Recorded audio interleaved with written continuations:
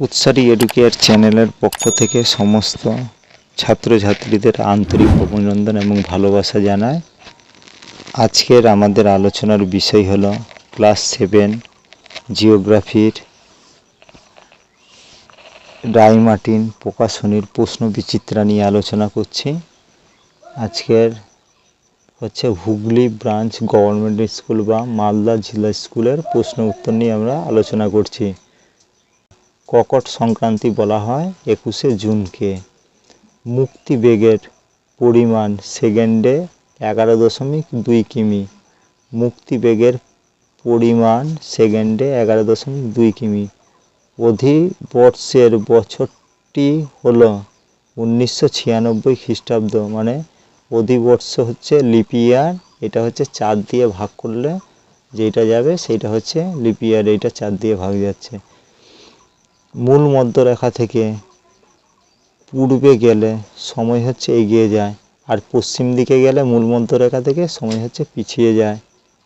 Ponting ও Taurus পর্বত শ্রেণীর মাঝে কি রয়েছে? পন্টিং ও টরাস পর্বত শ্রেণীর মাঝে রয়েছে আনাতোলিয়া মালভূমি। তাহলে পন্টিং ও টরাস পর্বতের মাঝে রয়েছে আনাতোলিয়া মালভূমি। আনাতোলিয়া মালভূমি। বিশ্বের বৃহত্তম সামুদ্রিক তৈলখনি হলো সাফানিয়া। বিশ্বের বৃহত্তম সামুদ্রিক তৈলখনির নাম সাফানিয়া। 2 ড্যাশ দ্রাঘিমার স্থানীয় সময়কে সারা ভারতের প্রমাণ সময় বলা হয় 82 ডিগ্রি 30 মিনিট পূর্ব। দ্রাঘিমা হচ্ছে 82 ডিগ্রি 30 মিনিট পূর্ব দ্রাঘিমার স্থানীয় সময়কে সারা ভারতের প্রমাণ সময় বলে ধরা হয়। বায়ুর চাপ মাপার যন্ত্র হলো ব্যারোমিটার। বায়ুর চাপ মাপার যন্ত্রের নাম হচ্ছে ব্যারোমিটার। আচ্ছা, রবি মার্ক। রবি মার্ক কথার অর্থ, রবি শব্দের অর্থ হচ্ছে সূর্য, আর মার্ক কথার অর্থ হলো পথ।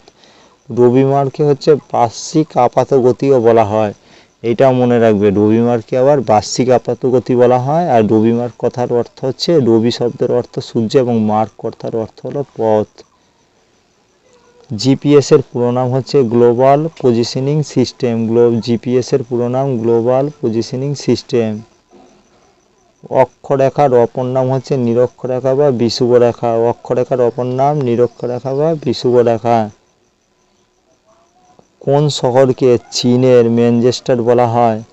চীনের ম্যানচেস্টার বলা হয় হুনান। হুনান প্রদেশকে হচ্ছে চীনের ম্যানচেস্টার বলা হয়।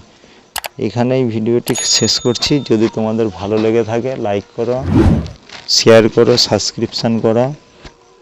Thank you.